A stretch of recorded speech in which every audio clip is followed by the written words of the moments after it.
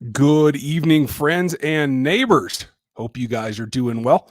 Welcome back to RGR Football. I'm Ryan. This is me going rogue and, not unaccompanied tonight. So, looks like there's plenty of people in the chat. Nice to see you all. We're going to open things up. We'll get going here in a second because we got to talk about Patrick and his role and what's going on. But there's also other things to talk about. Have the updates coming for you. You're going to see the membership's coming. I'm trying to work on the icons here, and we're going to get that done pretty soon. We have updates on some of the players. We have updates on who's going to be contributing to the channel. You've seen Dan. He won't be on tonight, but he will be back on the channel. So be prepared for that. And I got a couple other wrinkles coming your way. So if you're seeing this on replay or anything else, make sure you sub and like and hit that bell notification so you know what's going on. The super chats are open tonight. That always helps us make headway on what we're doing, software and otherwise. So appreciate that. Anybody who wants to throw a super chat at us and help us out, please do. But make sure you ask a question so I can get you something for it tonight. In and amongst all the regulars, and I see a bunch of them in here. Big hand for Aaron Morrow, our fearless mod. Appreciate everything Aaron does around here. And we got some plans for him as well. Cole, Stevie, Gary's in here. Okay, nice to see all of you. All right, and we will get to the point. And the interesting thing for me, the takeaway from the weekend, is that Patrick Mahomes is doing more than we even thought that he was. The taking on of the role of player rep is significant. I don't think we should underplay that because that plays a big role on any NFL roster. Patrick being a leader, not just on the Chiefs playing field and on in the Chiefs locker room, but around the league, out front of the league. I think that's really starting to take shape, and I, for one, am really glad to see it. There's lots going on in terms of the roster, a couple of moves already. We'll get into the questions here in a second, but I just want to say thank you guys for all that you've done. I know it's been a long summer and a weird one, but these Monday nights are a lot of fun, and they continue to be. So keep spreading the word, keep growing the channel, and it's going to get even more fun as they try to run it back. Stack Bundles is in here. Alex is back. Nice to see you. First question that I see, and for those of you that are new, these question marks that you see Oregon Chris put up here in the front, that helps me pick them out of the chat. So if you would, please go ahead and drop those at the beginning of your question. Just makes things easier. And if you do happen to be a Colorado resident, always check this out. The band will be playing again sometime. We had to cancel our gigs for 2020 at this point, but if we can book something else, we definitely will. Tonight's beer, I appreciate it. Cheers to you guys. And tonight I'm drinking one of my favorites, Fremont Summer. You can get this around the country. Great beer, easy drinking, and it makes it fun to talk too. So now that we have a Northwest beer, we'll talk to a guy in the Northwest. So Chris asks, based on this virus being so predatory, I'm thinking there might only be a 25% chance they play any kind of season, especially since doctors are fearing long-term effects. And that's true. You see more and more reports about especially those that you would think would recover pretty quickly. The 20 to 30-year-olds still having lingering issues weeks, months later. There are some of that. And I think the medical profession will continue to research that and follow up on that. Laurent Duvernay-Tardif will be part of them. I'm sure we'll talk about him tonight. And that's going to be an ongoing process. I don't think the long-term effects are what's going to drive the NFL to make their decisions, though. They are going to be a little bit more based on numbers in terms of how viral it is, how much it spreads, and can they put a decent product on the field if it does spread. We've already seen a number of players report and get put onto the reserve list, and they're calling it the reserve COVID-19 list. There's a lot of rigmarole about back and forth. The whoopsie-doos of throwing somebody on and not having a replacement. So you bring somebody up from the practice squad, and then you have to send the guy back down for the practice squad when the original player comes back. The nice thing for the Chiefs in particular is they're going to be able to bring up a practice squad player and then send him back down without exposing him to waivers, which means you can keep your guys intact a lot more easily than just throwing them back out on waivers where any team can put in a claim at any time. So that's significant.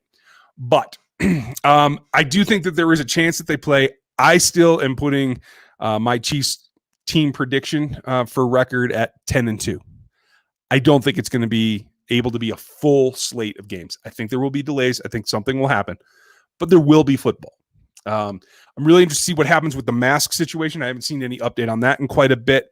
I've seen some of the trials, and I've talked to a few people who are in there and have seen the things in person. I think that's going to be an interesting twist.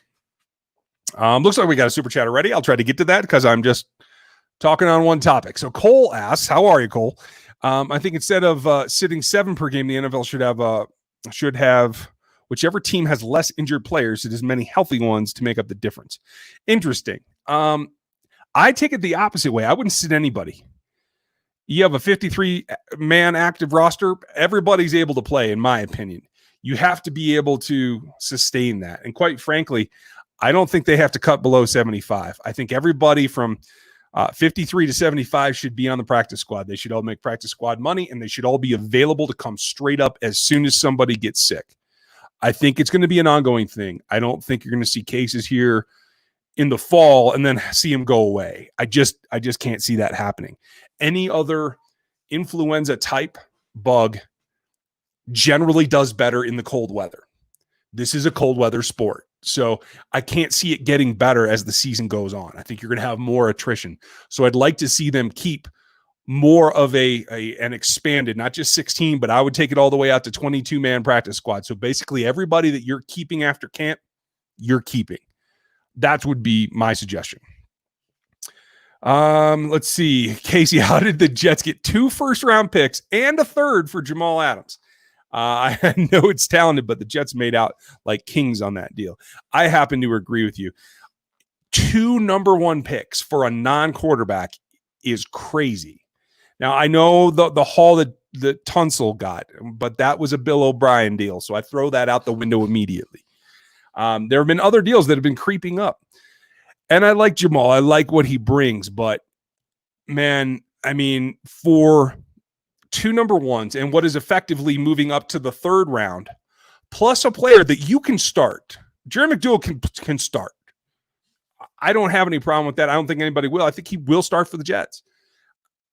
That is such a haul that I didn't expect to see. I'll say my big takeaway, Casey, I'm glad he's out of the AFC. I'll tell you that. Because he is a great player. He can rush the passer. He can drop into coverage. He doesn't create the turnovers. He's not a turnover beast, which giving up 2 first-round picks, I would want a guy that is consistently making the ball turn over. But that's mine. I was struck at the value of the deal. I'm not struck that it happened. I thought that it would, but this clearly was never something the Chiefs were in, I'll tell you that. And Chris, again, how would you even start figuring out how teams might pick in next year's draft if no season happens? Honestly, the only fair way to do it, I think, is a lottery. I don't think you can leave teams in the same slots. I don't think that you can give a team back-to-back number 1 picks overall. I just don't think that's fair. What I would do is I would do a lottery in tiers, 3 tiers. The top 10, 11 to 20, and then everybody from 21 to 32, and redo those lotteries every time so that a team like the Chiefs could move up, but you can't give the Chiefs that just won a Super Bowl a number 1 pick. That's not fair either. But the Chiefs could have a chance of getting 21 instead of 32. I think that's fair. Same way, you can't take a team that is bad and just had the number 3 pick or something and allow them to plummet all the way down to 28. You know what I mean? That's not fair either. So keeping it in 10-team chunks is what I would do with it and run those, lottery ball kind of pickings. Alex, how are you? Nice to see you back. Chiefs recently signed Kelechi Osemele. I hope I'm saying that right. I don't know too much about him and was wondering what the expectations would be for him and what are his strengths and weaknesses. The big weakness is injury. He had a shoulder last year, and that's a tough injury to recover from. He even got in a spat with the Jets about it, about compensation and workman's comp and coming back and the whole 9 yards. He's been solid over the years. He is not quite the typical Chiefs guard, though. He is more of a power guy. He's got a nasty edge. He finishes blocks. I like the way that he plays with some grunt to him. But he's more of a power guy than an athlete zone type guy. So I think it's a little bit of a departure. How he's going to be used is going to be a question mark. But what he can do is he can run power. He's good on the little interior movements. Coming across the center and turning up into the A gap, not a problem. I think there's some clips of him out there doing that too. Trying to get him out in space on screens, that's not an effective way to use his talents. But while it might hurt the screen game a little bit, I think it helps the short yardage game. And I think he's somebody that could get in there, stick his face in the middle of the pile and move it. And that combined with Clyde and even Damian, I think that's a recipe for added success for the Chiefs. I like it. In terms of where he'll be used, we might as well hit this now. He's always played left guard. I think he should play on the left. I think they should put Wiley at right, let Remmers kind of bounce back and forth, see what Martinez Rankin has, and go from there. I think Niang should be a tackle. That's just where I'm sitting right now. Good questions. Break down the effects of LDT opting out for the season. Okay, Curtis. So that's basically what it is. It's a guy that is a good athlete that can run all of the screen game, all of the movement game where you want to do some of the stranger, more athletic needed blocks. It takes some of that away. Wiley's not that good at that, although he's better on the right than he is on the left, in my opinion. They don't really have a left guard until Osemele, so I can't see putting him on the right just as to try and plug him in. So I think he moves into left. If you're playing the top 5 in the top 5 spots, and you know that that's what Andy wants to do, it should be, let's see if I can do this backwards for you guys. Fisher, Osemele, I think Darrell Williams, then Wiley, and then Schwartz. I think Ryder and Darrell Williams are going to go back and forth. I really like what Darrell Williams brings to the table. Darrell with a Y, that is. And not to say that I don't like Austin Ryder. I think he's good. I just think that there are upgrades, and I think the best 5 should play. That's the way it should be. But the question marks comes in at Remmers, who's got experience all over the place. I think he's better as a backup than a starter, and I think that's where you want him. You have Niang that you're very high on.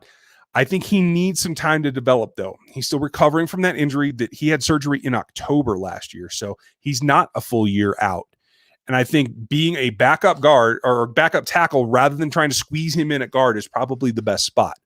Although this is different this week with LDT opting out than it was last week, because Niang has only played on the right. Osemele's only played on the left. Keep them on their sides. If you want to put Niang inside to compete with, say, Wiley, maybe Remmers, that makes sense to me. You put Osemele at left guard to compete with Rankin, that makes sense to me. If Niang actually beats those guys out, I'm okay with him playing guard. But I don't know that that's the truth. I think in this system, I think Wiley probably has the best edge to play well at right guard. And so that's where my mind has gone to this point.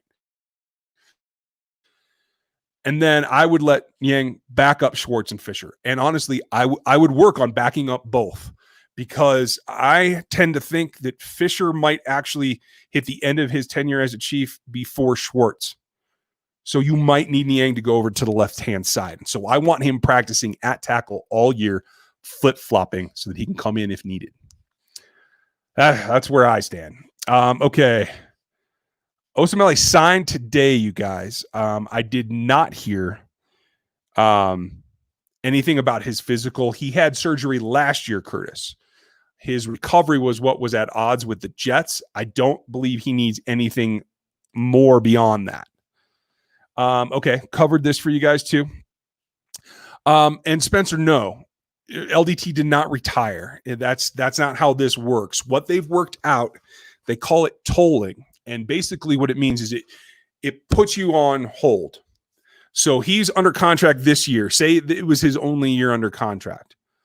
It is now under contract next year in 2021. They just move it forward a year. He's going to make $150,000. They're going to take that out of next year's base salary. So he still gets a little bit of stipend to live on. And I know that sounds great. $150,000 he gets to live on. For an NFL player, that's a very small piece of his salary. He was scheduled to make $3.25. I think $250 in base and a bonus. So that's all getting pushed out. He can come back in a year and jump right back in. I think he probably will, because I don't think he's done. I don't think he's got another 5 years in him. I think this thing that he's doing now, I think takes dedication, and I really respect what he's doing. But I don't think it's going to make him want to leave behind the NFL. I think he's got 2 or 3 good seasons in him without risking serious injury. He's had a couple, so that kind of shortens things a little bit, especially for a guy who's aware of his medical conditions. But I do think he'll back. I do not see this as an early retirement at all. Johnny, how are you? Okay, so we covered that too. And you are absolutely on where I'm on, Johnny. Let's see. Jeff Porter, thank you, sir. I still need to catch up with you. I haven't actually gotten on the phone with you, but we will do that soon. I see the NFL season as 4 4-game mini seasons. How do you see the KC after the first 4 games? That's a very good point. I like the way that you're saying that, because then you can cut it up. And if you should need to suspend a quarter of the season, take 4 games off, let everybody quarantine, let everybody recover, start it back up again. That could definitely be the way that it goes, Jeff. That's a very good point. And then also fits into my 12-game total season. So I like that. I think after the first 4 games, the Chiefs are probably 3-1. I think there's going to be a hiccup. They clearly have the advantage, but it's also going to be a tall deal on the defensive side. And I think that Ravens game is going to be tough. And right now that's number 3 on the main schedule. If they augment the schedule and move things around, that might change. But I think the Ravens might be difficult to deal with early. I don't think I'm worried about that late. So that's kind of where I see that.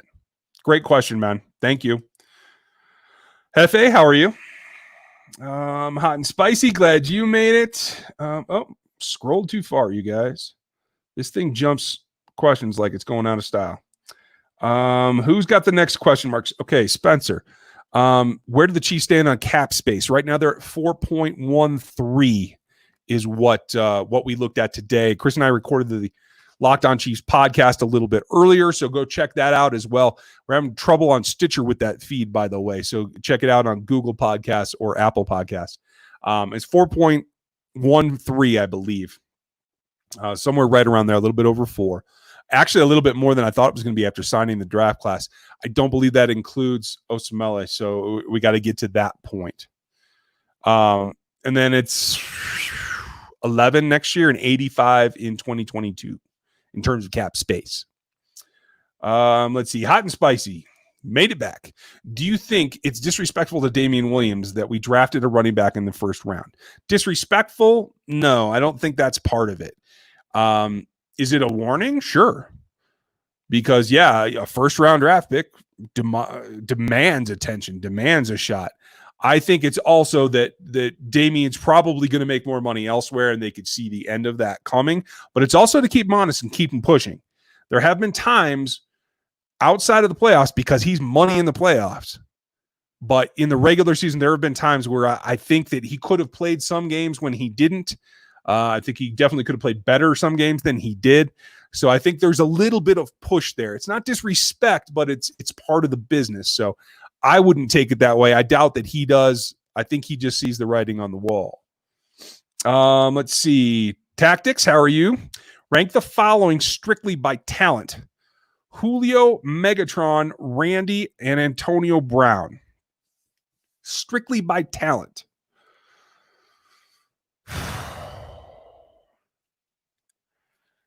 Talent's a tough one, because there's one guy in here in particular that has physical traits that you can't compare to anyone else.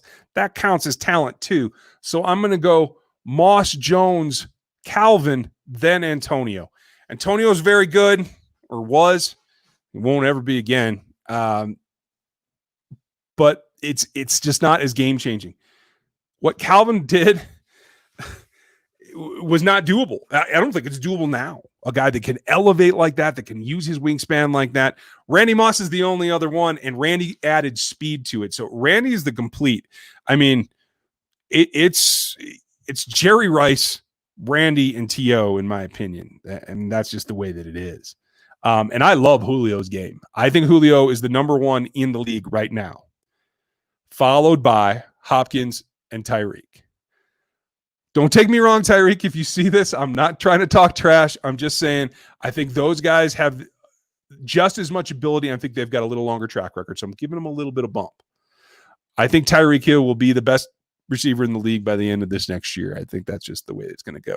Julio is peaked, in my opinion, and I think Nuke's going to be really interesting to see what happens out there in Arizona, but those could be moving around. Great question, Tactics.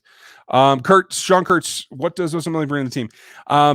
That nasty edge we talked about before. They're going to bring the ability to lock down and play stronger on the left side. You're going to be able to grind to the left a little bit.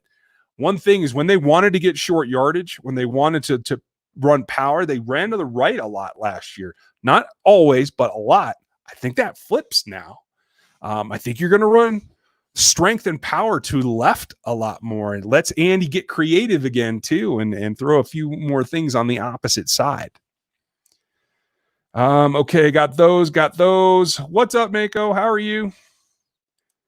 Andre, nice to see you. Tactics. In the divisional, there was a fake play that eventually Deshaun Watson was blocking Frank Clark. They never want that to happen again. Should Frank have just whooped him? I mean, you got to be legal. But hey, if they're going to let a quarterback block and you're going to try to take on a defensive end, you're going to get popped. And I think that's perfectly legit. Don't put Deshaun Watson in a position to block. I cringe every time I see that play where Pat gets out there and tries to get in the way. So I'm just go down, Patrick. Don't block anybody. That's not what quarterbacks are for. JJ, in regards to Thornhill and the Honey Badger, where would you rank our safety duo versus the rest of the league? That's a great question because Thornhill made a lot of progress last year, but he's not there yet. I think he will be. So I'd put him in the top 5, top 7. I think you got to look at Minnesota. You got to look at Baltimore. You got to look probably at, I'd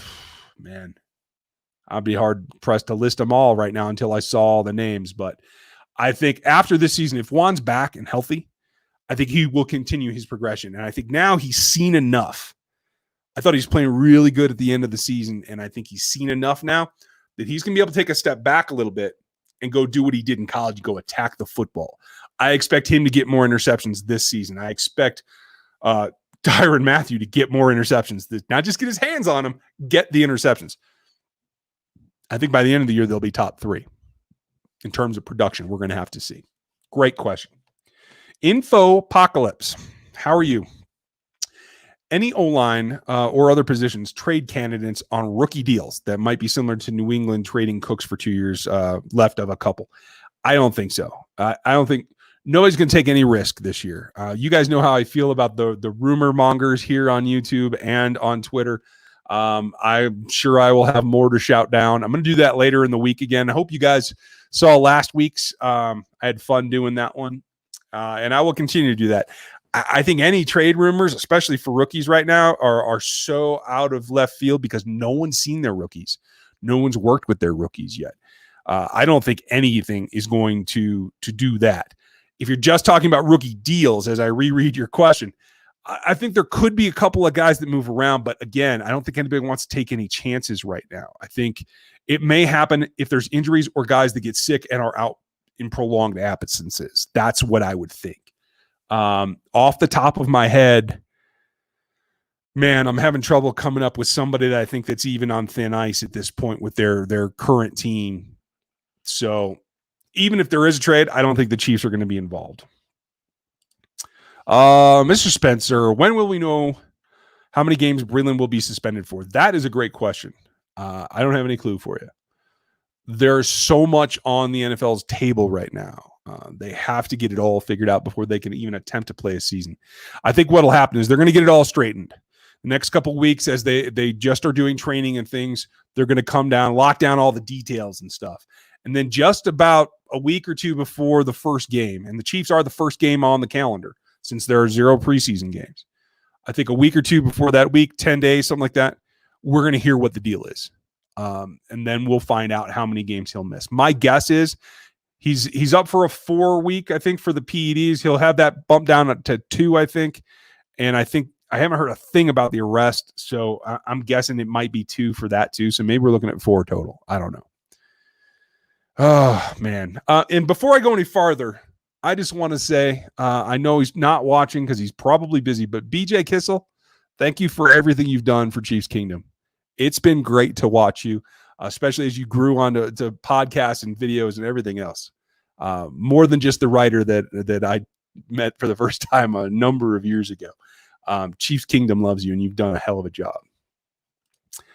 Mako, who do you think leaves first, Schwartz or Fish? I'm leaning towards Fish right now, only because I think he's younger and he'll get a contract offer the Chiefs can't match going forward.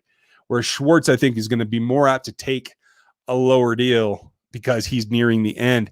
And quite frankly, Schwartz is still playing at the top of his game. I'm really happy with his performance. And, I don't think he's ready to start his cooking show yet. That I do see that as a future thing. I don't know if it's going to be Food Network or I don't know, but he's going to have a cooking show at some point. And if he doesn't, I'll come film it. Sanitary, how are you? It's been a while.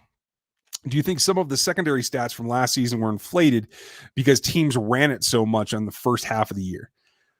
I mean, you could probably do that, but honestly, everybody wants to throw all the time. It's the teams that run that are now like the change of pace teams. They're the outliers. So I really don't think so overall. Maybe that particular year there was, and it might happen this season too, because coordinating, especially offenses that want to rely on timing, becomes harder and harder when you don't have the practice time, and there isn't enough practice time. So you might see teams run more this year. But I don't know that I would call it inflated. I think that's a part of the feeling out process as you get your roster going. Info, thoughts on PFF having Frank Clark on their most overpaid players list? Seems like an overpay, even though I like Frank. You know what? I like PFF. Steve's a good dude. Mike is funny, and Eric knows altogether too much stuff about the inside workings of the stats of the NFL. They're great. Having an opinion on who's overpaid and who isn't is not what I read them for. They can have their opinion all they want. The fact that Frank was hurt is a huge factor in his production. And so you can say it's overpaid. You can also say that you knew he was not performing because of an injury. And I don't think that creates that overpaid situation. Gary, great question. Does Dorian make the 53? I think he does. I think he and Ben Neiman are your primary backups at linebacker. I don't necessarily think any of the rookie linebackers are going to make it, but I do think Dorian will. 4.13 spicy. Spencer, should we trade Mahomes for Kareem Hunt? Oh, man, you're killing me. You did that on purpose, too, didn't you? Yeah, that's a big negative. Thank you, Ghost Rider. Michael, thank you very much. I appreciate that. Do you see a rookie last year on this team breaking out in the O-line as a starter? Ooh. I'm going to say no. I do not. I don't see anybody on the offensive line that's going to break out. I think you can see playing time for Allegretti. I think you could see playing time for Niang, but I don't think they're going to be a season starter, and I don't think they're going to break out. They're going to be helped along the way if they do get in that lineup. Brannon, how are you? If the trade was possible, would you rather have Jamal Adams in the back with Matthew or Chris Jones? Man, I got to tell you, I tossed that idea around when I thought that Chris Jones was in a similar situation, that he didn't want to come back, that he wasn't going to compromise. Clearly, the Chiefs wanted him back. I wanted him to be happy. I want him to be a guy who wants to be here. That is the case. So right now, I'd rather have it this way because, quite frankly, Adams and Matthew occupy a lot of the same space. And I don't necessarily think, I could have seen it work, but it would have been pushing people into roles that aren't necessarily natural for them. It makes the safety position pretty crowded. There are ways to use that to your advantage, and that's perfectly fine. But again, I think you get more bang for the buck by keeping everybody hungry at trying to repeat. And that's something that I don't think Jamal Adams is going to bring. He wants to be good. I think he wants to be great, to tell you the truth. But I think Chris Jones wants to prove they can do it over and over and over. I think the dynasty talk is real.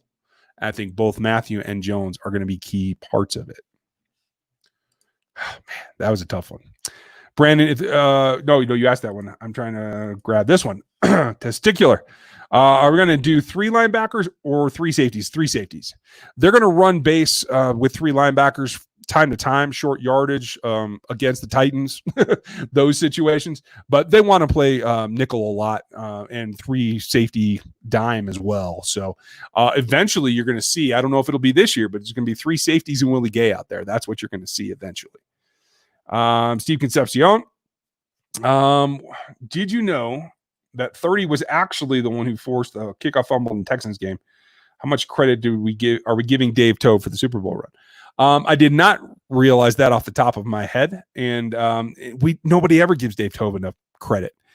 We who followed the team should be doing that more often, but we don't either, and it's just the nature of being a special teams coordinator. And I just spilled all over my mouse. Sorry, you guys. And it's a shame. I think Dave will get a shot to be a head coach. I do believe that. I just don't know when it's going to be, and it might be after Eric Bieniemy. Dylan, thank you. The first super chat of the night. Appreciate it. As always, you are consistent in that department, and I appreciate it. I hope that you're still enjoying the channel as much as you always have.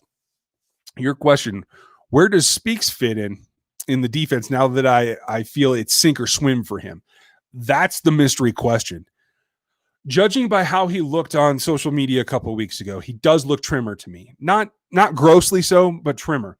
And I think he's going to be in that magic spot like we saw Tano play last year. I think he and Tano, again, are going to be guys that play the same kind of roles, and that is lining up outside on the edge at times and lining up at the 3 tech inside the B gap at times and anywhere in between. And the key is that Spags wants to vary it. He wants to have long-limbed guys that have power. He wants to collapse a pocket, play outside contain on those edges, and use power to shrink the pocket around quarterbacks. He's not looking for a speed rusher. He really hasn't. I mean, from the days, think Giants back when they were on the tear with all those long-limbed defensive ends that were playing inside. Same concept here. I think the advantage is he has Daly in there coaching them directly, and I think that's the big leg up. I expect them all to rotate in there with Mike Dana and Taco Charlton, Tano, and Speaks, and whoever can produce is who's going to play. It's going to be fun, and that's what I see coming. Thank you again, Dylan. Testicular Tactics. I must have jumped that one. Sorry. And Steve, you already asked that one. See, I can't scroll, you guys. It's terrible. Firefighter Farmer, how are you? Nice to see you. Can you break down Bo Peep Key's non-full butt injury? I wish I could. They haven't announced what that injury is yet. So unless it happened while I was getting ready for this show, we don't know what that injury is. It's non-football. But if it was COVID, they would have put him on the COVID reserve list. So it's not COVID either. It could have been a strained muscle when he was training. It could have been, rolled an ankle walking in to sign his contract. I don't know. I saw him sign his contract. They put a picture out of it. So he's there. He's in camp. It's not like he's missing anything. But he's obviously got something bothering him. My guess is it's not going to be huge, or they would have put him on the pup to begin with, as they're trying to go through this gymnastics about what the roster is going to be, at least to start. So I wouldn't worry too much about that. And when I know, I will let you guys know, and I will give you that breakdown, Farmer. Mr. Spencer. Oh, sorry, guys. Got to fix that mouse again. This keeps getting dirty. Would you be a fan? Oh, Mr. Spencer. Would you be a fan of signing Drake or Patrick? Surely he would bolster the CB room a little bit. He might a little bit, but I don't think enough to warrant the salary. They're real tight on cap space, and I don't think that is return on their dollar. Tremaine Johnson's out there. I would make a cut to probably add him if they really needed to. I just don't think they're going to need to. They don't want to. They had opportunity to bring in corners. They didn't. They have Bo Pete. I think Lavert Hill's going to make this roster, and they have L'Jarius Sneed to go with their 3 starters. And obviously, we know that we're going to miss some games from Breland. I'm really high on Sneed. I think he can do it all, and I think he's going to get an opportunity early. So I don't think they're going to. And Dre's okay.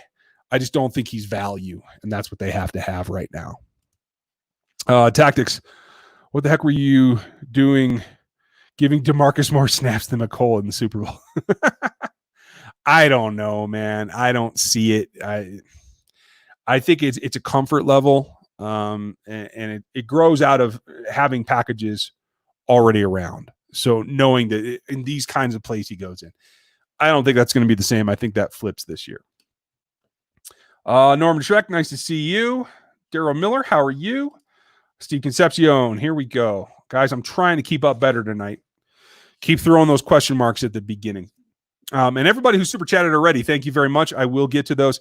And I am keeping track of those. We're going to do something for the memberships when they start, and we'll give you guys shout outs and do some of those cool things. The memberships will be cool. We'll probably end up doing another one of these live streams for members only at a different point in the week. And you'll hear from Dan and some of the others. And I got to talk to you, Mr. Morrow. I got plans. This question. What do you think of Major League Baseball's opening and 14 positive cases as a result? Is the NFL monitoring this development? They definitely are monitoring it. And 14 cases initially didn't grab me. But then yesterday, or maybe it was this morning, somebody put it into context for me that basically that is less than half of an NFL roster. Think of it as you could triple that almost and have it be appropriate. And so if the Chiefs had, 30 cases or 35 cases, that would be significant. So that is a bigger deal. I don't watch baseball. I don't track baseball. So I'm not that up to date on it, but I think definitely the NFL is watching everything. They're watching the NBA. They're watching what happens in baseball. They're watching what's happening in the Premier League in Europe with their soccer teams. And they're going to keep an eye on everything and take whatever information they can, try to learn vicariously from other leagues that have problems. I have complete faith that the league will do that. David Vogel, nice to see you. I don't think I've answered your question before, so welcome. Does the loss of LDT increase the chances of UDFA Darrell Williams making the roster? Not necessarily. If they had not signed Osamele, then I would say yes. But because they signed him, that's a spot. You don't sign a guy like that to not play him. So he's easily one of the top 5, in my opinion, if he's healthy. Nobody knows. We haven't seen him since a while ago in the Jets. So that's the big caveat. If he's not, I think that can help. The fact that it's losing LDT at an interior position, that does help Darrell. And Darrell did play on the right some in college. I still think Darrell's best at center, and I think it's going to be him and Austin Ryder going head-to-head for that spot. He could even win it. But I think, honestly, I think he's a guy that's going to be interior swing guy. And I'm not sure that he makes it this year, but he will be on that practice squad. They will like what he brings. He's got some nasty to him, you guys, and he plays powerful in his upper body. He's got to get his lower body in a little bit more explosive shape, in my opinion, to get some of the blocks done that the Chiefs like to do. So that's the drawback there, but he's got plenty of power to go with him, in my opinion. Norman, are you going to give your opinion on an 80-man roster? I like the concept. I honestly wouldn't cut down much farther from that. I would keep 75 for the season, making everything above 53 a practice squad so that you have guys on hand that are working in the building, working in your protocols for what you need to do, and go from there. That's what I would do. Mr. Spencer, do you see the Chiefs signing any more free agents? There are a lot of quality free agents still available, like Bradham, Kendricks, Ogletree. It could be starters in KC. I honestly don't think any of those guys could be starters in KC. That's my opinion. Ogletree, possibly. I think Kendricks and Bradham are beyond what the Chiefs want athletically. And quite frankly, they want somebody that can be a captain at the middle level. You have Matthew up high, you have Frank down low, and you need somebody in the middle to keep things organized, especially when you're talking about only playing 1 or 2 linebackers. I don't think any of those guys fit the bill for what Spags wants to do. Just my personal take. I don't know any inside information, but that's what my gut tells me. Tactics, is Jimmy G the new Aikman? Needs a strong running game and a Hall of Fame receiver, needs a great defense. I think that's fair. I mean, he had a great defensive mind and a very good defensive unit in New England. I can't say Hall of Fame receivers, but he needs talent. Yes, he's not the playmaker that that even Stafford or Matt Ryan are. He definitely doesn't have the gun that Mahomes or Stafford or Aaron Rodgers has. So yeah, there's some ability there, but he's got some talent as well. I think they added some. Well, I know Sanders left them, but I think they've got some talent there. And quite frankly, any quarterback that's got solid arm strength, which he does, and has George Kittle, is going to be in an okay position. Yes, they need to stretch the field on the outside. They need to get some high fly patterns going, probably from the outside more than the slot with Sanders. I think you might see them get a little bit more explosive if they can take the top off more. But yeah, I wasn't going to say Aikman, but that makes sense to me. I see where you're coming from.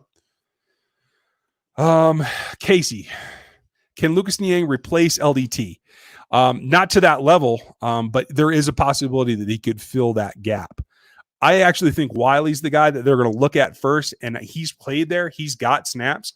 So I would always say the guy has the edge if he's played in the NFL before. So trying to put a rookie in there as a starter, he could do it. I can't get a feel for how he is personally. I've seen him play well. I wouldn't say he's super nasty. I think he's more towards the Schwartz technician type thing, but he's got power. And I've seen him be nasty at times. Quite frankly, I didn't watch a ton of his tape because he didn't have much tape as a senior. So I know Dan watched well into I think even his sophomore year. We'll get Dan back on next week and talk about that. And guys, Dan's going to be around. If you missed the show yesterday, make sure you check that out because he went one-on-one with Byron Pringle, went over his roles, his concepts, how he runs his routes.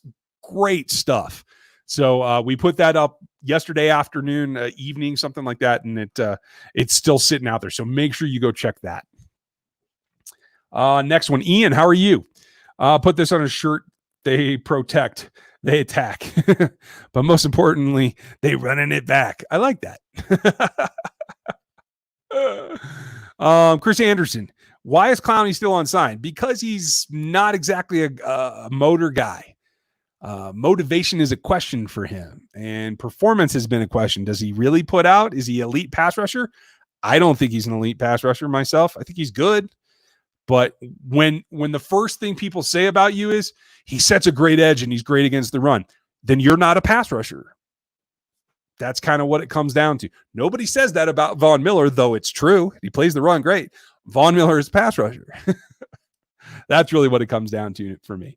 Mr. Morrow, how about the Alex Smith news, man? And it's great. And I have not gotten a chance to get back with the ESPN folks. If I can get back with Stefania, I will definitely get that for you guys and check in with her because I know she's still involved in keeping up with Alex. And I'm just happy to see it, man. When you saw that special that we did here on the channel on Alex Smith with Stefania, just the visual of him running those route drops.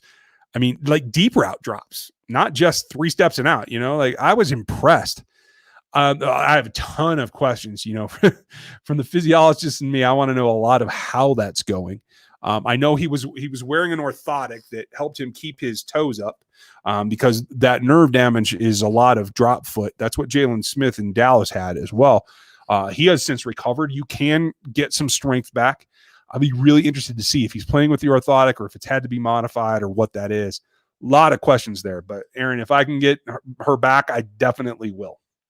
And if any of you know Alex or his family and you want to try to get him on the show, let me know, and I'll talk to anybody about talking to him. Veach said he is a hybrid of Dorsey and Ballard in regards of talent evaluation. Do you see those traits? Somewhat. Ballard was a guy that they used to use to check out guys with a little bit of edge. Ballard's the guy that went to go visit Marcus Peters and see where he was from and how he lived and what his family life was like. Veach doesn't seem to go that far, but he likes guys with attitude. So I can see a similarity there. Ballard likes, I think, a cleaner profile myself in terms of background. And I like the way he evaluates. Ben Banagu, I think, is going to be good for them. I said it the day he was drafted, and I think Ballard nailed that one, and nobody saw it coming. So keep an eye out on him. And I also feel that, like Dorsey was a big spark guy, and Veach seems to be very aimed towards the athleticism too. In fact, Brett, if you're out there, I'm going to try to get you into the Matrix, because the Matrix is 10 times what Spark was. That's why I do it. So yeah, I can see those, Stephen. There is some parallels there. Ryan Wright. Osemele was Baltimore starting left guard when they won the Super Bowl. Could you see him starting the starting lineup being Fish, Osemele, Reeder, Niang, and Schwartz? It's definitely a possibility. Definitely. Like I said, I do think that Niang is probably best at tackle, but they could easily try that. Another service message from Aaron. Put the question marks, guys. Ray Booth. Who is the team the Chiefs need to worry about in the AFC West? One player you see making the most impact on D or offense and taking out the most obvious. I still think it's the Raiders, and I think it's Henry Ruggs. I think the one thing that Derek Carr hasn't had is somebody that he can reliably toss it up to and let him run under it. And I think that's what he needs to do. And I think he's a guy that sees the writing on the wall, and he's going to go all in. He's going to take more chances, I think. I think Gruden's going to push him. I think Carr's going to try to step out and take advantage of these weapons that he has. And Ruggs is the guy that I'm going to watch. Adam, will Mahomes scramble yards be higher this year because of so many different faces on the offensive line? Possibly.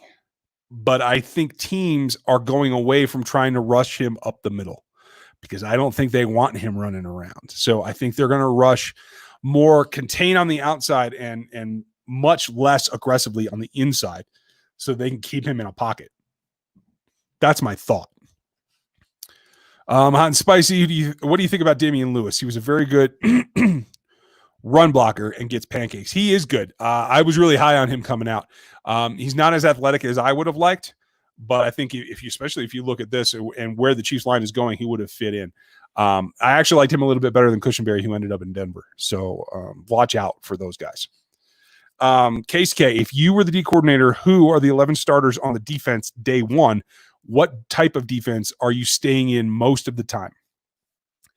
I like the 3 safety dime. That's perfectly fine, but I prefer the nickel myself. I like to play more man than zone, and I want my linebackers to be able to attack. And I want 2 of them on there so that nobody can try to cram something down your throat between the tackles. So for me, it's let's do this backwards. Frank, right? Yeah, if I'm doing this backwards. Frank, Chris, Noddy, Okafor on first down. On passing downs, Frank, Chris, Colin Saunders, and Taco. Third down. And then my dimes are Hitch and Willie Gay Jr. And then I would go with Fenton, Breland if he's there, Ward, Thornhill, and Matthew. That's what I would do. Again, I do differentiate between a base set in the front 4, not necessarily playing 3 linebackers, but a front 4 that could defend the run a little bit better. And if you get into short yardage, then I'm bringing in Pennell for Chris Jones, and I'm putting Noddy and Pennell in the A gaps and making them run around. That's what I'm doing. Let's see. Ryan Strange, how are you? What kinds of expectations do you have for Osemele? And also, who takes on the other guard spot opposite him if he wins the job? I think that he can be good. I don't know what the injury has done to him, so I don't know what his high end is. And I think he does belong at left rather than right, and I think that opens it up for Wiley. Maybe even Yang. And I think Rankin ends up being the backup there. I'm not sure what Remmers is going to do. Andy really likes him, but I have not been impressed with what I watched on tape. So I'm not sure. Spicy, Byron Pringle breakout season. I certainly hope so. I want to see him jump DeMarcus on the depth chart. How many yards will CEH get this year? I'm guessing 875. I'm going to say 720, something like that. Just a guess. Will you be doing a 53-man roster prediction again? Yes, I will. But normally, you guys know I wait until after the 3rd preseason game to see who's playing well. I won't be able to do that. It's going to be terrible this year. I'm just going to tell you guys. But I'll probably drop it Labor Day weekend, the week before the game. So it will be late. Mike Mark Hartley, do you think Spagnuolo got the credit he deserves for how long his contract is? And how long his contract is for? I don't know how long his contract is for off the top of my head. I would have to go look that up again. And no, I think he got a good amount of credit, but I don't think he got as much as some should give him. I think Andy gave him the credit he was due, and I think he did a heck of a job. I just don't think media is ever going to recognize that and how far that defense changed. AKA Hollywood, thanks, buddy. I appreciate that. But what do you think of Willie Gay? I think he's the future of the pass defense. My big question is, and he said something just this weekend about blitzing. I want to see him attack the ball. I want to see him come downhill and stop the run. He does that, and I'm going to be really happy. I just didn't see enough of that at college, but I think, evolution, growing older, understanding the game better, I think that will come. I'm really excited to see what he does. Does Amari Cobb make the team? No. Sorry, Tim. I don't see it happening. Kyle Hilliard, if multiple teams have an outbreak of COVID-19 cases in midseason, does the NFL stop? I mean, it depends what you mean by multiple teams. I can see several teams having an outbreak and having to forfeit. I think it's going to take more than 2 teams doing that for the NFL to consider stopping. Just my thoughts. The NFLPA might be a different story, so we'll see. If you have to cut 3 decent players next year to clear up cap space and get younger, who are the 3? Well, you have a couple of options, and Hitchens should be, no, he is under contract, so he'd be one. Sammy is not under contract. I think it's a 1-year deal for him, so he would not count. So then you would have to look at, Okafor. He makes a good deal of money. And then probably Fish would probably be the next one. So, yeah. I want to see that. I want to see when Eric Fisher departs the Chiefs. I want it to be a natural end of contract kind of thing. I don't want to see them cut him. That's just my thoughts. Dre, thoughts on Keenan Allen saying he's better than Tyreek, Mike Evans, and Chris Goodwin. That's Keenan Allen talking like he talks. Doesn't mean anybody has to listen. He's not even the second best guy in the AFC West. That guy's name is Cortland Sutton. So Keenan can talk all he wants till he proves it and actually plays an entire season. Then I'll start to pay attention. Jay, how often do you think that we can see Damian and Clyde both in the backfield? I love split backs. I think it opens up and keeps the linebacker level especially really honest because they don't know what's going on. I would like to see it more. Andy talked a little bit about that last season and then didn't really go to it a lot. So maybe that's just something they got put on the back burner and maybe they can do that more. I hope. But I don't think it's going to be huge, but I'd love to see 5% of plays come out of split backs. That'd be awesome. Mr. Super Chat, Adam Daughtry, thank you very much. Always appreciated. Cheers to you, sir. And your question, how many TDs will Hartman get for returns? Man, I'm going to say, I don't know, man. He might not get as many opportunities. They brought in a lot of guys to be returners. But I'm going to say 3. Just because that's what my gut says. I have no philosophy behind that. That's just my instinct. James Raymond, do you hear us trading for Marquise Brown? I saw that on a Chiefs Rumors video. Is that true? No, it's ridiculous and dumb. That is that channel trying to get clicks. They are clickbait, and that's why I do the rumor smashing videos, because that stuff's just so outlandish. Marquise Brown is not coming to Kansas City, you guys. Not even close. Casey K, what's the final score week 1? Texans versus Chiefs. Vegas has us up 10.5. Really? I didn't know that. I actually think the Chiefs cover the spread.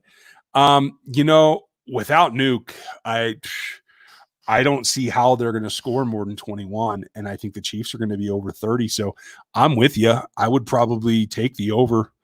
I think that's a 10 or a 14-point game. Man, we're going to have to see who's on the field before I can make that a solid prediction. But yeah, why not? I did look at your guy. I saw one game so far. I haven't been able to find a whole lot of old 22, but I will be looking for more.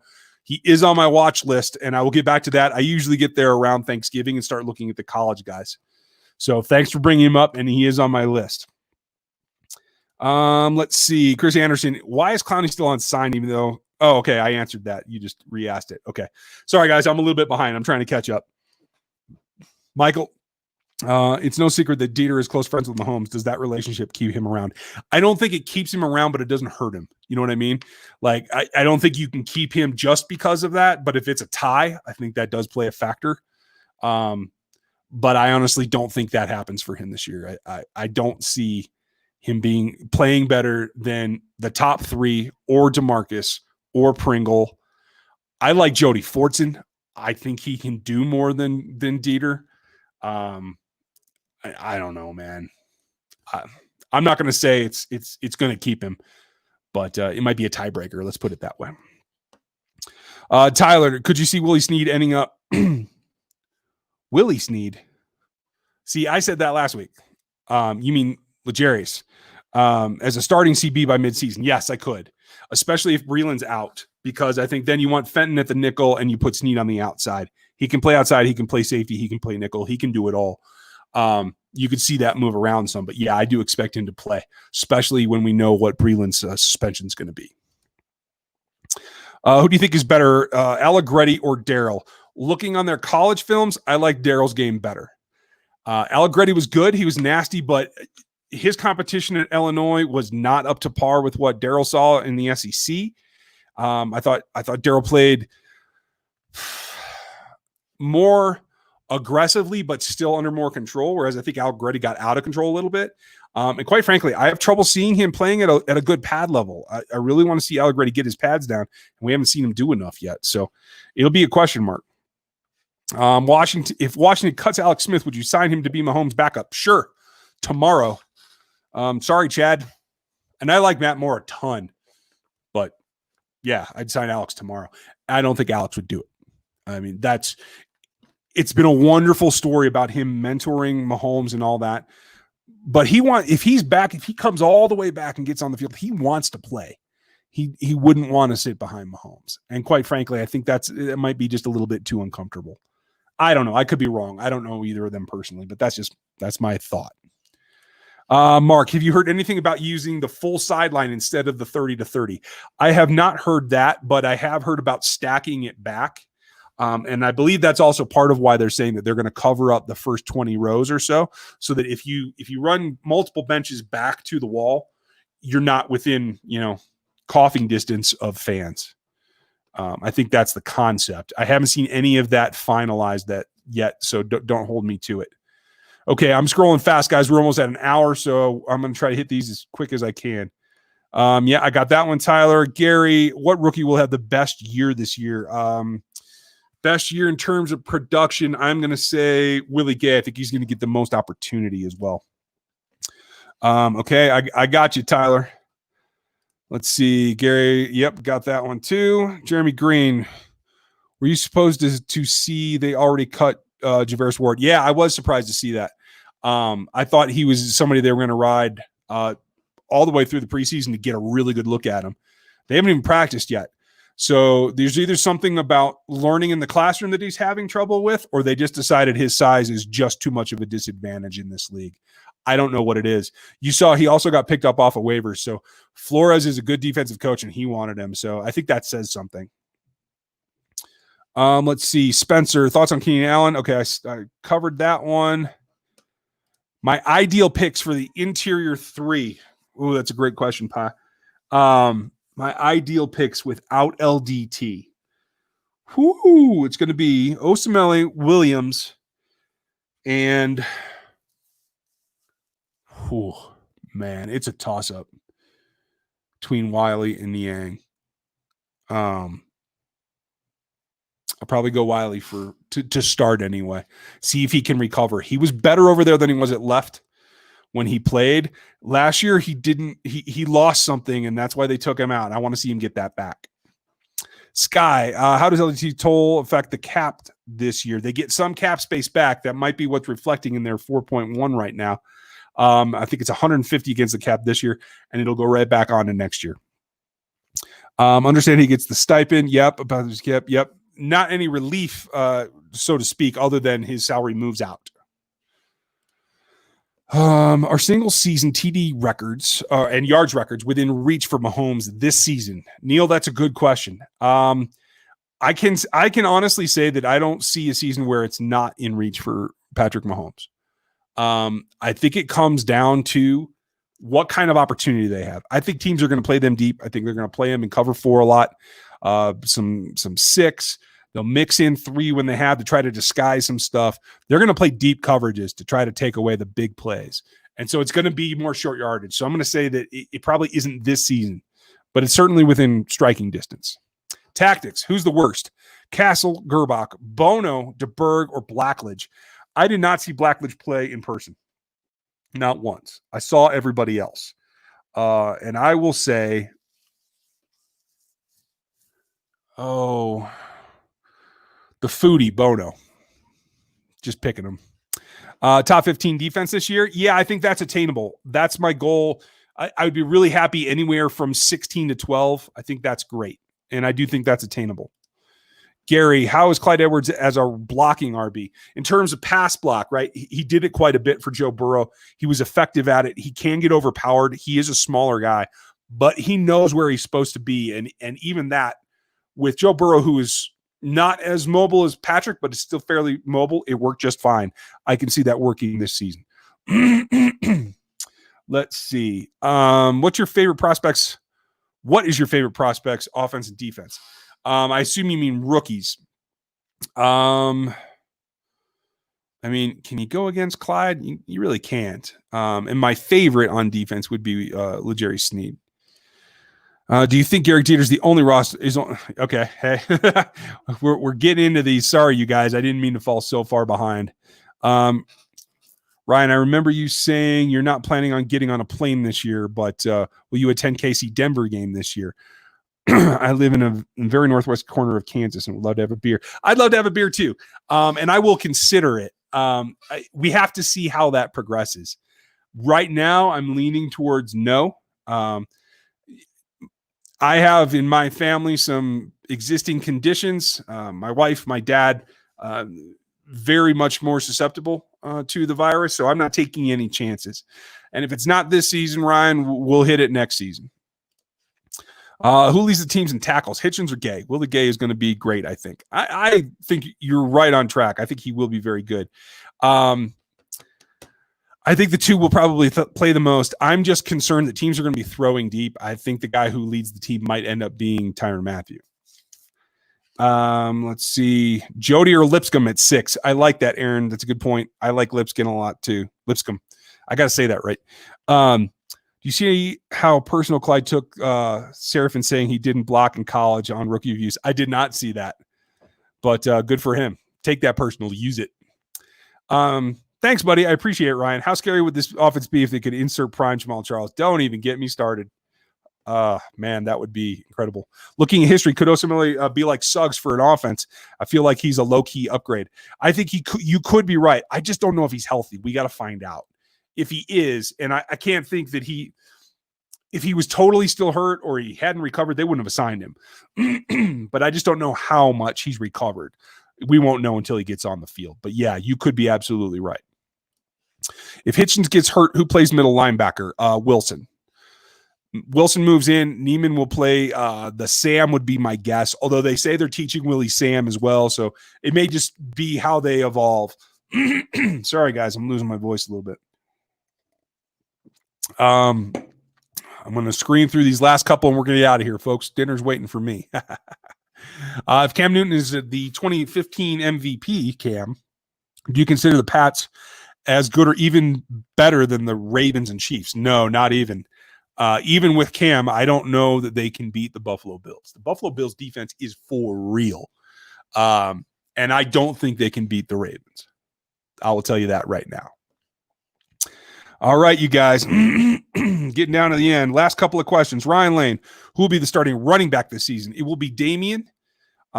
He will be filled in for by Clyde a few games because Damian will always get hurt a little bit. And I think it'll be a pretty even split by the end of the year. Norman, appreciate you. Thank you for being here. Thank you all for being here. I love all the questions. You guys are all over it. And I think that is the last one. Tyler, I'm glad you're here, as well with everyone else. Give Aaron Morrow a hand. Let me see if I can get my face focused again. There we go. Camera's doing pretty good, I think, but it gets off every now and then. Aaron Morrow is our fearless mod. He does a great job. Give him a hand. I have some new stuff I'm going to unveil for you as the season kicks off. Some new graphics. I have a shirt that I am trademarking right now that you guys are going to love. And I will show it to you on this show the first time when I put it out. And I think you guys will dig it. So some cool things coming. Dan will be back. I think you're going to see Danilo DeJulio. I always say that wrong. You're going to see Danilo again this season. And I got a couple other tricks up my sleeve about who else is going to be a contributor around here. So we got a ton coming for you guys. There's also a new site that's going to have some of our videos up on there. It is a network of YouTubers. You can check that out. I'll debut that here probably in a week. I appreciate all of your time and all your super chats. Thank you for everyone who supported the channel with the t-shirts or the super chats or whatever, or just being here and listening. I appreciate you guys. And I'll see you next week. We'll have videos the next couple of days as per usual. Something from Dan. I'll do the rumors on Thursday again. We'll knock down some ideas. Thank you guys. Have a good night. I'll talk to you next time.